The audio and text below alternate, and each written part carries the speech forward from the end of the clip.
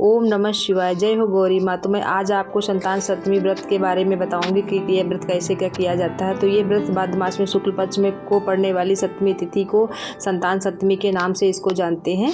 तो देखो कैसे इसकी पूजा और व्रत की रखा जाता है तो मैं आपको बताऊँगी। तो देखो मैंने सारी तैयारियाँ यहाँ पर कर ली हैं, तो मैं अभी आपको बताऊँगी इसको कैसे क्या रखते हैं। तो ये व्रत अपने बच्चों की लंबी उम्र और उनकी उन्नति के लिए व्रत रखा जाता है। तो लड़का लड़की कोई भी हो, संतान के नाम से इस व्रत को रखा जाता है।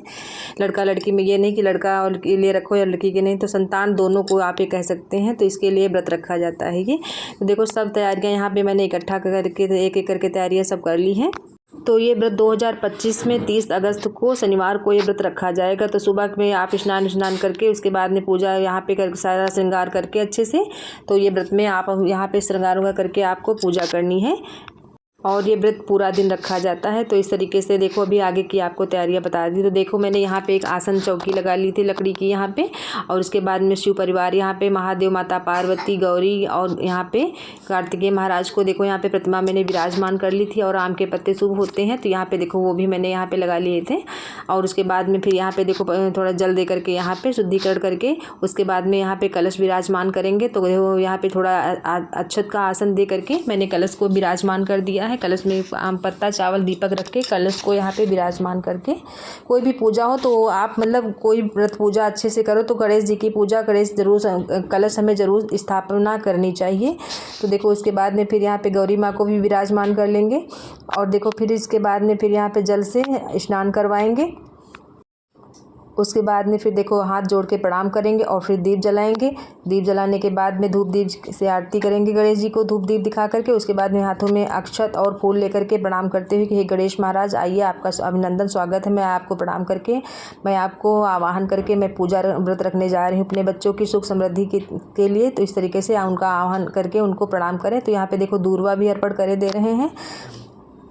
और फिर देखो गणेश जी को यहाँ पे पीला चंदन और रोली से तिलक आप कर सकते हैं। उसके बाद में देखो यहाँ पे आम के पत्तों में भी लगा देंगे पीला चंदन। और उसके बाद में यहाँ पे गौरी माँ को लाल सिंदूर से उनको तिलक करेंगे।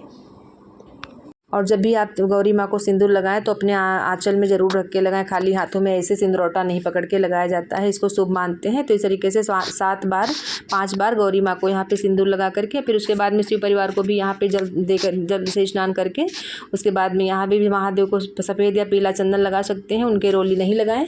और गौरी माँ को सिंदूर लगा करके गणेश जी के भी पीला चंदन लगा करके यहाँ पे पूजन उनका भी कर लें।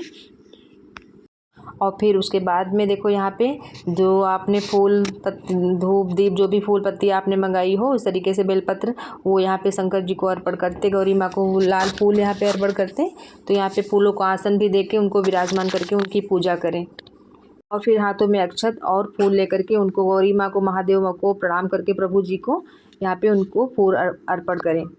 और भगवान से प्रणाम करके प्रार्थना करें कि भगवान मैंने आपकी है माँ गौरी माँ, मैंने अपने बच्चों की सुख समृद्धि के लिए मैंने ये आपका व्रत रखा है अपने बच्चों के लिए, तो उनकी रक्षा करना। तो इस तरीके से उनको प्रणाम करके यहाँ पे, और उसके बाद में फिर देखो यहाँ पे अपने अपने तरीके से पूजा होती है। लेकिन मैंने देखो यहाँ पे एक आम की चौकी रख ली थी। तो यहाँ पे देखो यहाँ पे 2 शंकर पार्वती को यहाँ पे मैंने इसमें बना करके देसी घी से यहाँ पे विराजमान कर लिया था।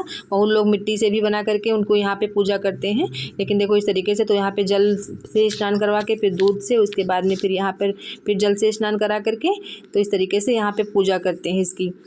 और उसके बाद में फिर यहाँ पे चंदन, अक्षत, फूल इस तरीके से चढ़ा करके इनको यहाँ पे पूजा करेंगे। तो फिर यहाँ पे देखो गौरी माँ को लाल सिंदूर इस पर लगाते हुए, ठीक, क्योंकि इस तरीके से यहाँ पे विराजमान कर लिया था चौकी पे, क्योंकि दूध से स्नान कराने पे यहाँ पे प्रतिमा जो है ख़राब हो जाती है। तो इसलिए चौकी पर अलग विराजमान करके, चाहे तो आप किसी बर्तन में भी विराजमान करके स्नान करवा सकते हैं। तो यहाँ पे देखो दूर्वा और फूल और बेलपत्ती जो भी कुछ आपने मंगाया हो यहाँ पे पूजा कर सकते हैं। उसके बाद में फिर देखो यहाँ पे हाँ माता गौरी को यहाँ पे चुनरी उड़ा देंगे। तो गौरी माँ को यहाँ पे देखो चुनरी उड़ा दें अच्छी सी।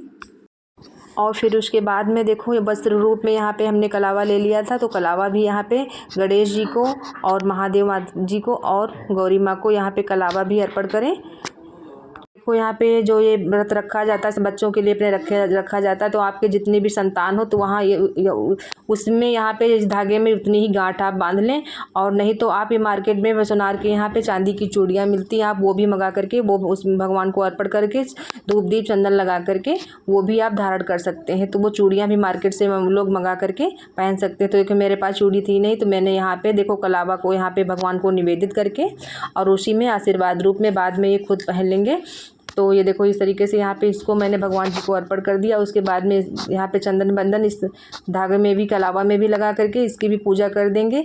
ये आशीर्वाद रूप में बाद में हम माँओं को ये पहनना होता है। फिर गौरी माँ को सारा श्रृंगार का सुहाग अर्पण करा देंगे।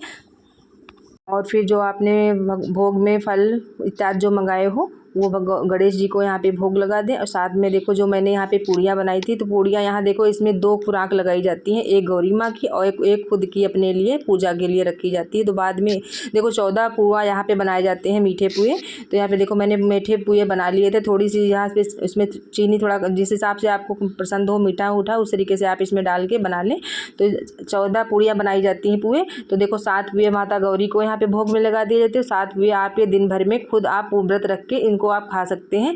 और उसके बाद में कथा सुनेंगे। कथा देखो आप मोबाइल पे आप देख सकते हैं या खुद किताब मंगा करके आप सुन सकते हैं। फिर करेंगे आरती, यहाँ पे गौरी माँ की आरती करेंगे। कर्पूर गौरम करुणावतारम संसार सारम भुजगेंद्रहारम सदा वसंतम हृदयारविंदे भवम भवानी सहितम नमामि। इस तरीके से महादेव जी की भी आरती करके गणेश जी की भी आरती करके उनको प्रणाम करेंगे।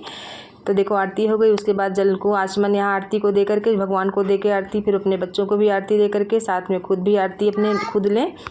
तो यहाँ पे जो 7 पुड़ियाँ थी वो भगवान जो गौरी जी की थी वो आप मंदिर में दे सकते हैं। उसके बाद में 7 पुड़ियाँ जो बची वो खुद खा सकते हैं, मंदिर को में दें या किसी को आप प्रसाद रूप में खुद दे सकते हैं।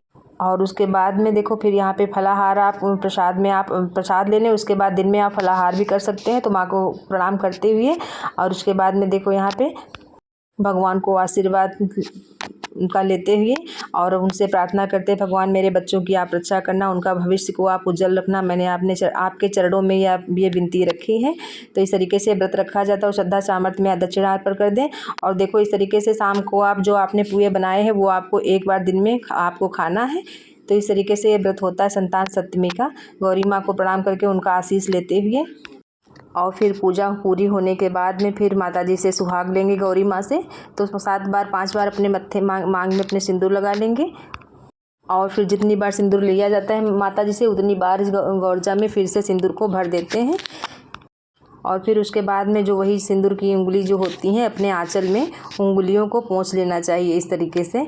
तो आंचल में भी अपने आशीर्वाद ले लेना चाहिए। तो इस तरीके से पूजा की जाती है महादेव माता पार्वती की।